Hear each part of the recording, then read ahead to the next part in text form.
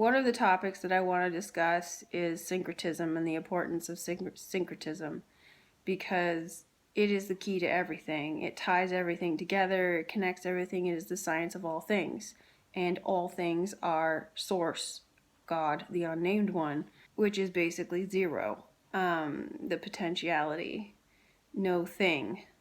It's no thing and everything, which is 0 and 9. If you're somebody who has not looked into syncretism, doesn't understand syncretism, doesn't believe that syncretism is correct or accurate because you're holding on to some religion, you're leaving out a significant portion of truth. For me to try to explain everything about syncretism, it's not possible for me. I don't know it inside and out. It's a language basically, and the only person who I know who does know it well enough is Santos Bonacci, and so I couldn't even do it justice. If you've passed it over, if you have looked into it and dismissed it for whatever reason, go look at it again. Watch his videos, study what he says. Everything is connected to the zodiac. Everything stems from the zodiac.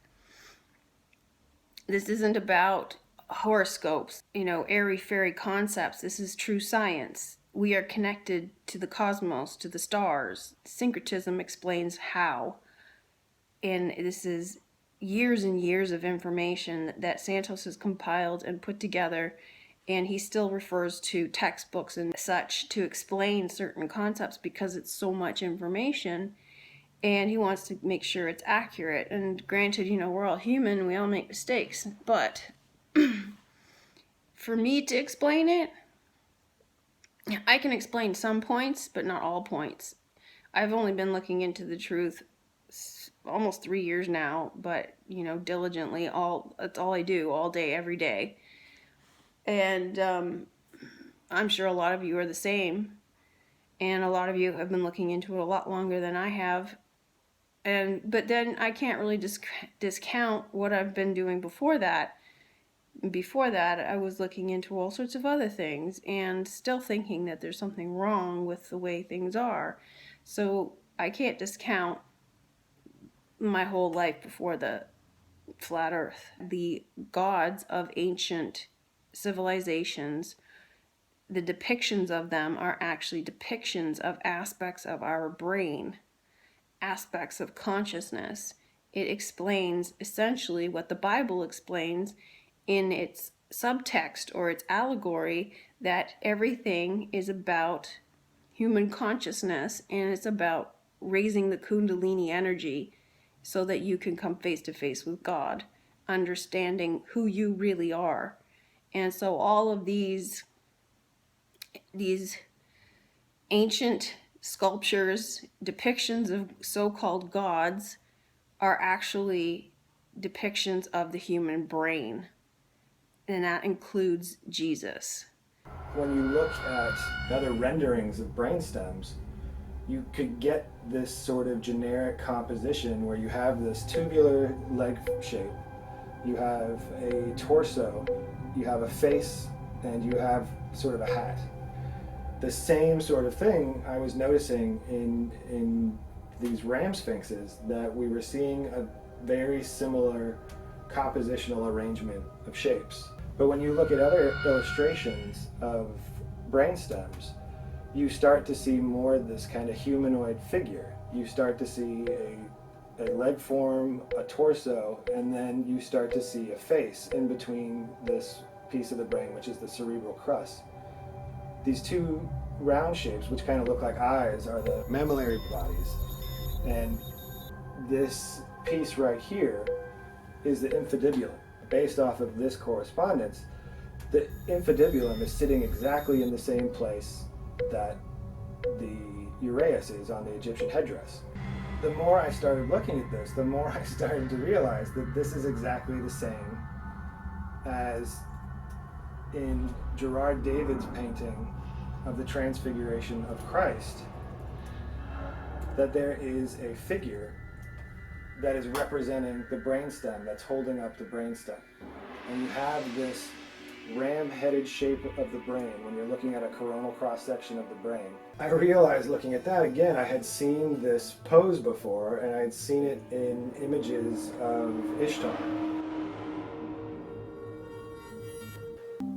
It just seemed, again, sort of undeniable to me that what I was looking at was not representations of goddesses or demons, or she has, oftentimes people think with Ishtar that she is this winged demon with these bird feet and that she's somehow sort of some bad sort of person.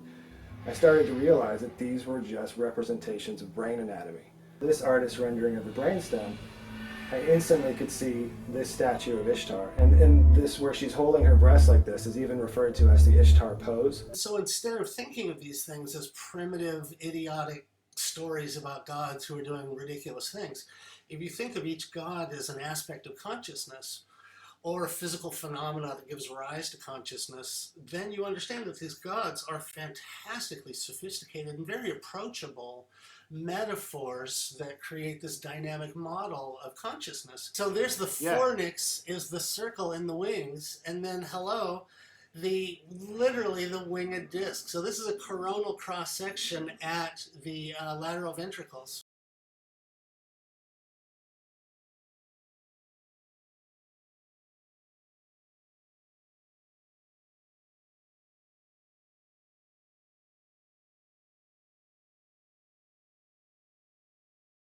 They're not literal gods. Here's where I want to explain why people might have experiences with these so-called literal gods, including Jesus. And some people are going to get really pissed off with me right now. However, this is what is actually going on. These so-called gods are thought form entities. They are egregores or demons, and demon does not necessarily mean bad thing.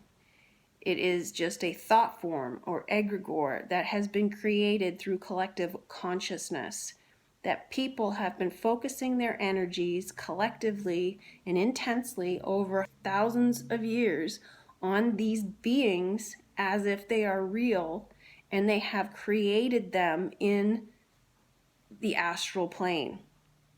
That is why you might have interactions with them. That is why you might see them when you die or have a drug trip, because you've created them in the astral plane. Who are these gods? Well, they're just different magnitudes of magnetism, right?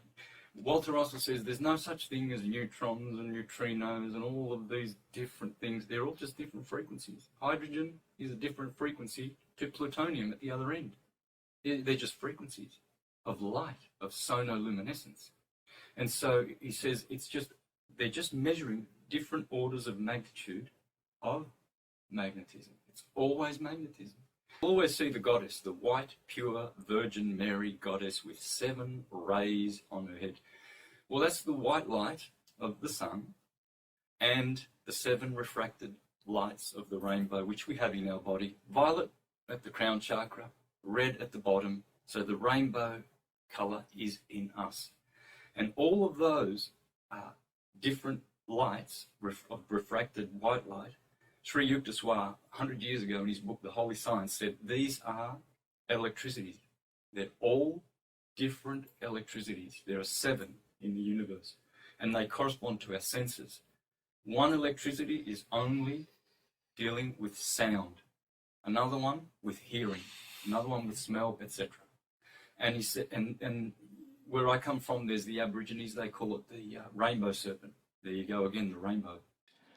William Butler said, from an inner point of view, we may see it as a composite thought form charged with emotional energy.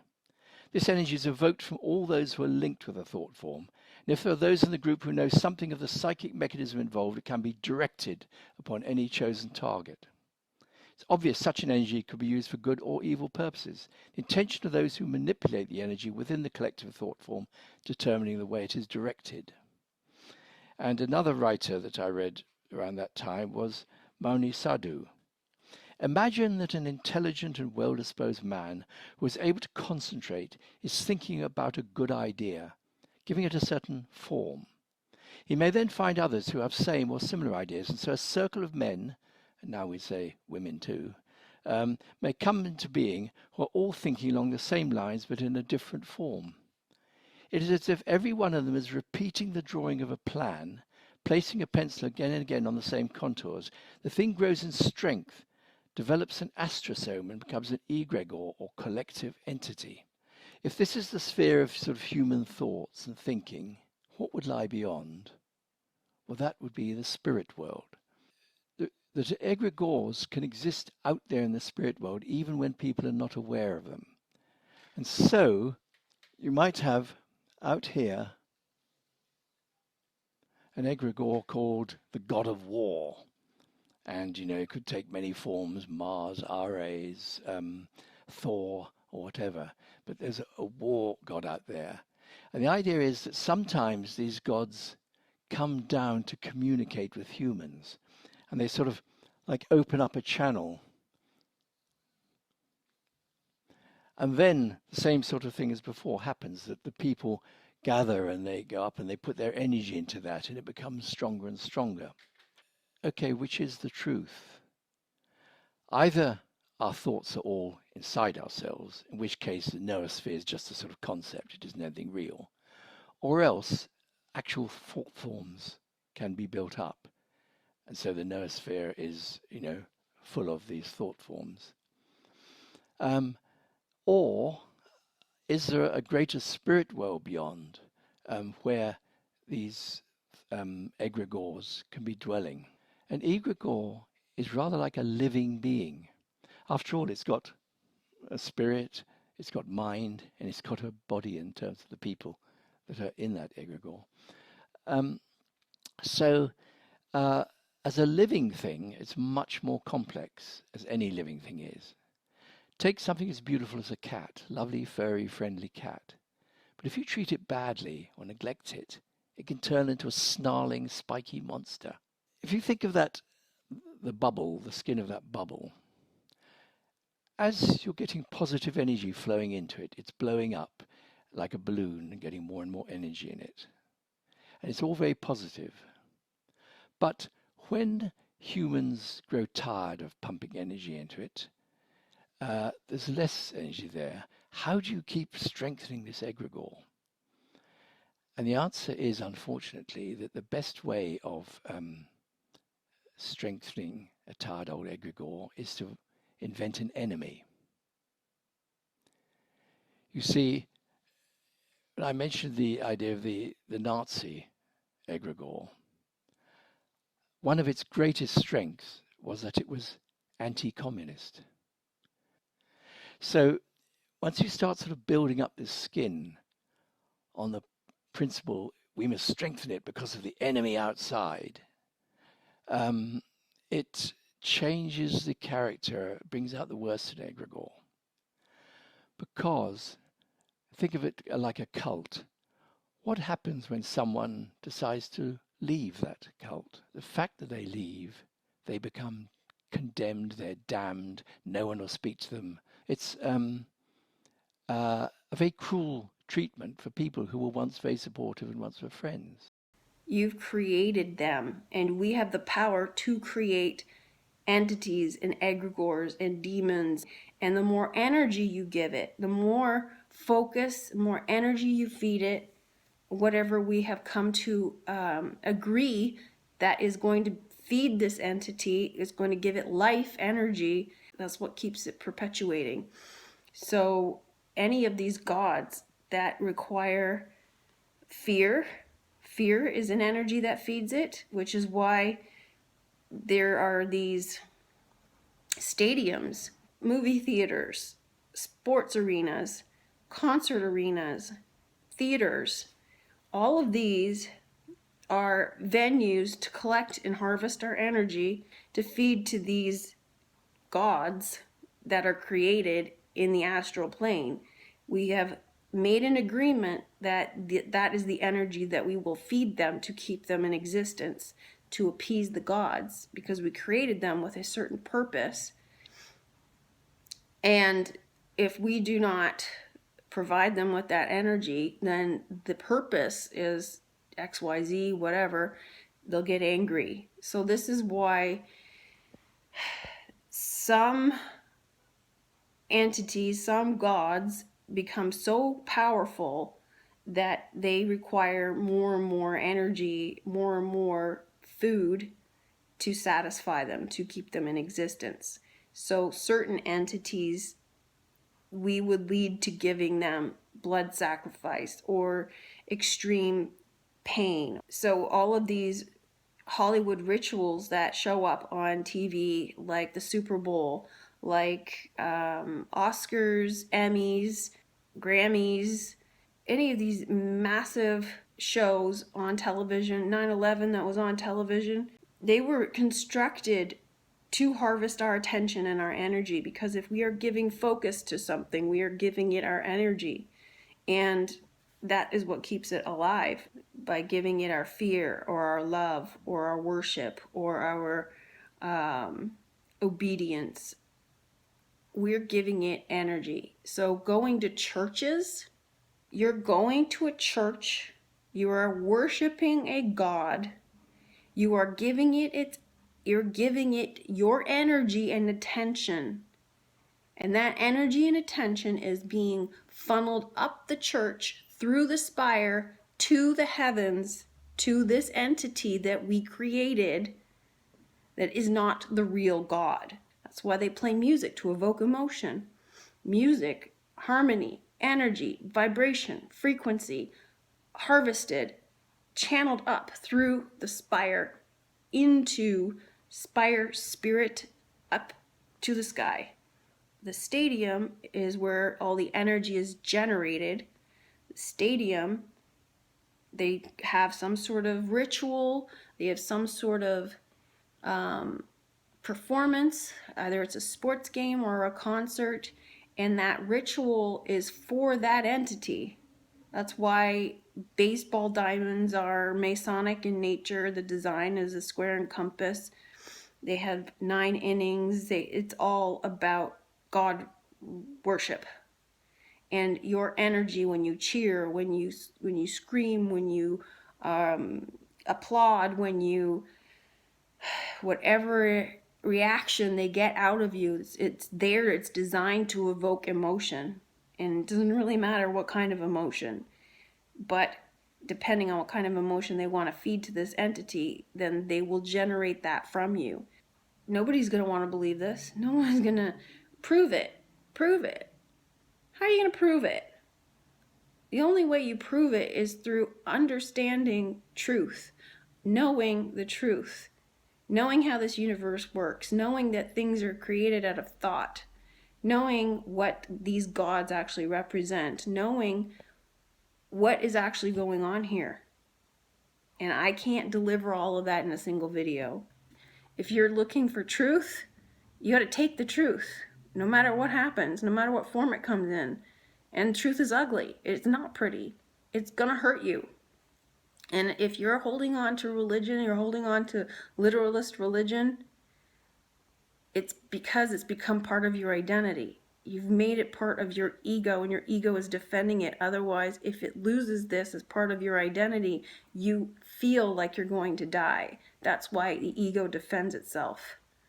Anything you've attached to your personality or your identity, you feel like you're going to die if somebody takes it away. And so the ego defends it.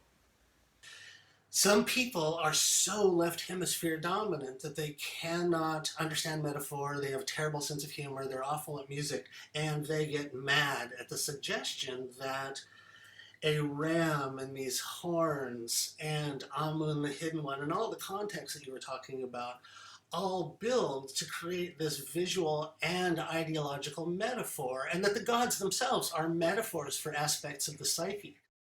And that's why you have a lot of people around the world, a lot of people on the internet especially, defending their beliefs, defending the globe, defending what they perceive to be intelligent, because they want to see themselves as smart. They don't want to see themselves as having been deceived. You gotta let it go. You gotta let that go. And It's not easy to let it go. Hold on. Because then you have to admit you've been deceived. So what? So what have you been deceived? Who cares? Is it really going to kill you? No, it's not. Your ego thinks it is. So here's another one is Anunnaki is a big deception. It's not true. Nibiru does not exist. Anunnaki do not exist. Just like every other god, they are all the same. They're all connected to each other. All the Anunnaki gods are the Roman gods, are the Greek gods, they're all connected. And they are thought form entity egregores that we have given our energy and our power to.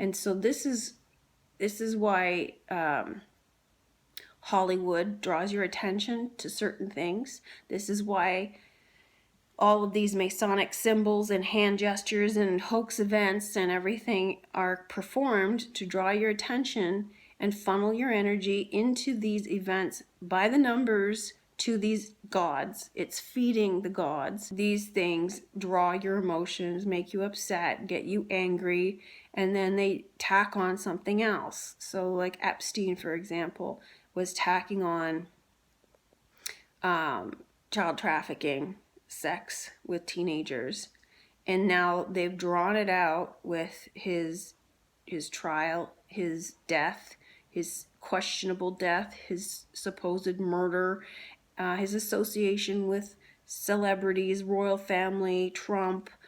It just goes on and on and on, so that we're feeding our energy and attention to it, because that energy is being harvested to feed some entity.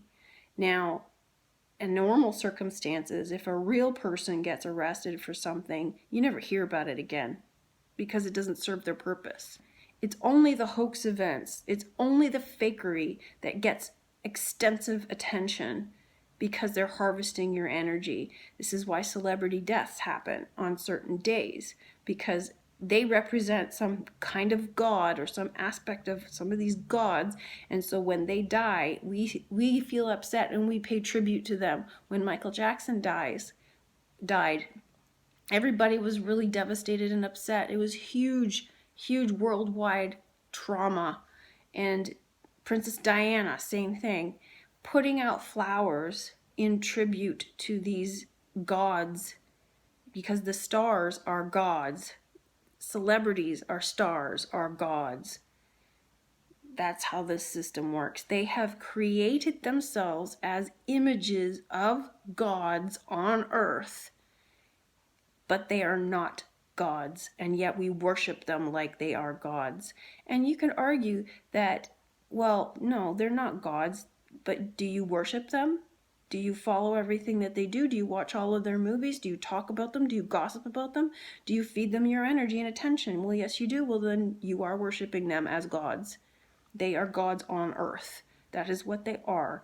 The royal families, the celebrities, the politicians, anybody in the public eye, they are gods on earth. Yeah, so when these celebrities die, so say, for example, Prince, Prince and George Michael and Princess Leia and her mother, which you could say is a queen because the mother of a princess is a queen, they all died around the same time. David Bowie died around the same time, and he was known for like mostly being bisexual, borderline gay, androgynous, but also kind of a space person. And then that's why they used Spaceman, his song Spaceman, tied to Elon Musk's fake car in space bullshit. So all of this is all referring to these gods on earth, these aspects of gods. And when they died, we're feeding our energy and attention to them again in sorrow and sadness. And so you got Prince, Princess, Queen, all died in the same time. And then you got George Michael, who was also a Prince of Pop, from the 80s, and he was shamefully discovered having sex with a man in public washroom. And so anyway, there's this, again, the gay aspect with George Michael and David Bowie. And David Bowie was also married to Aman. She is a he. And so you have those sorts of connections. But I'm thinking that most of these celebrities, they are chosen to die on a given day because their personality or what they represent with their image is an attribute to these gods, and we are feeding them our energy. And so, for example, like Michael Jackson, which was the king of pop, and same with Elvis being king of rock and roll, we are feeding them our energy, and the Beatles, etc., feeding them our energy by continuing to listen to their music, continuing to buy their records. Their image still exists. It still lasts today. These are the ancient gods of today. So not literally, symbolically, but it is possible that because these people, these entities, these beings have sold their soul, that they probably do channel some ancient god or some entity that are aspects of those gods, and that is how they come to Earth. I don't know, but it is possible, and that's probably what's going on here. So this is what gives them the right to rule, apparently, according to them. Now, I think it goes back, way back, to Egypt and Mesopotamia, is that these beings are the same ones that are ruling Hollywood today. They don't have any identity. They steal people's identity. I think they were mistaken as gods, pretended to be gods, and taught people some aspects of their technology and their knowledge, etc., in order to maintain this illusion that they are gods, and then they get worshipped as gods and can enslave people to do their bidding. And they got used to it, and so now they have continued that throughout history. This is why syncretism is important, because everything is connected. And if you look at everything in isolation or compartmentalized, then you can't see how it's connected. And this is why a lot of people can't even conceive as to why this information is important. Why is flat earth important? Why does it matter what the shape of the earth is? Why does it matter I still have to pay my bills? Well, that's because you've compartmentalized everything and made it not part of your world. It's not important because it's not relevant to you, but everything is relevant to you because this is why you're here. The people who say, why is it important I still have to pay my bills, lack creativity. And I don't mean that as an insult necessarily, because some people are more left brain than right brain, and some people just spend more time developing that area, but they don't do anything creative. They become robotic as a result. Everything is about repetition. Everything is about mechanics. It's about material. There's no thought given to doing anything differently. Their job is probably repetitive. They're very much rooted in routine, and this is going to be to your detriment. So if you're somebody who is very rooted in routine, who does the same thing over and over again, who doesn't think for yourself or isn't creative in any way, start getting creative. You got to open your mind. You got to open your right hemisphere of your mind, and you do that through creativity and meditation. If you're not good at meditation, try creativity. Do anything creative. And a lot of left brain people don't think they're creative. Everybody is creative, but you have to practice it. You've been focused so much on the left brain that you've neglected the right brain. You've neglected your creativity. It just needs to be awakened. So do anything creative. Start with something simple, like start with taking a different route to work. Start with sitting in a different chair on the train. Start with taking a different kind of book. Start with ordering something different for lunch. Anything that's different from what you usually do, breaking your routine, will help. Sing something. You don't have to be good at it. It comes with practice. And who cares if you're good at it? You're just doing it to exercise your creativity. Try painting something or drawing something. Again, you don't have to be good at it. Just use that part of your brain. If you are very literal and you think drawing has to be literal, try drawing something abstract. Try painting something abstract. It doesn't have to be good. Just do something that is different and uses your imagination. Do something that requires you to look to subtext. Acting requires you to look to subtext.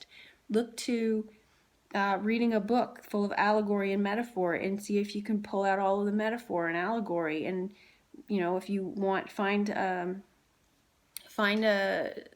book that has maybe Cole's Notes or something that explains it for you, so that if you're not used to doing allegory and metaphor, then you can get that information to see if you're right and how accurate you are.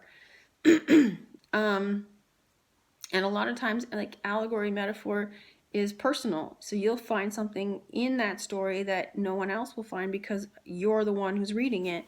And that's right too. That's accurate too. Yeah, so like all of these things are just simple things that you can do to exercise your creativity. And it's important because it's an important part of your survival in getting out of here.